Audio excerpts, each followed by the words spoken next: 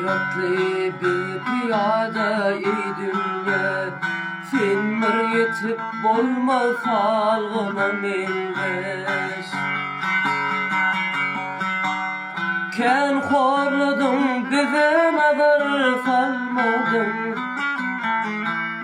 senin bu boluşun zalıma mendeş.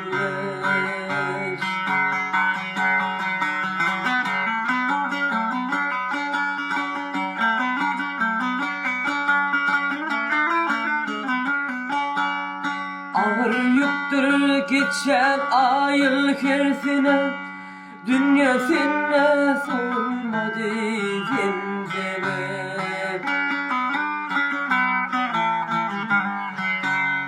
İhlas bilen yetip bilmen menzile, ki barmaka kuyun canıma mendeş.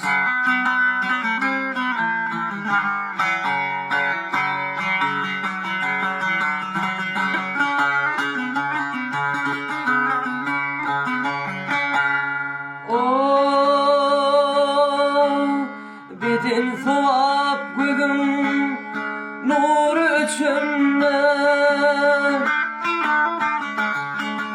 giydirirsin bana belli biçimde. Ağır yükün yoktur senin göçünde, başka nerfi yoktur tavını minneş.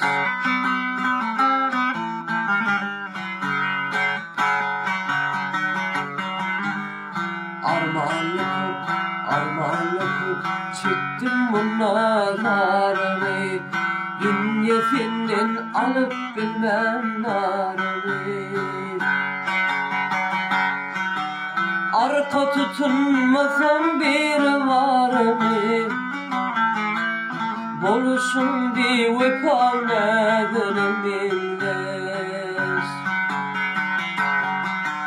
Arka tutunmasam bir varını, boluşun bir vekalmedini mindeş. Boluşun bir vekalmedini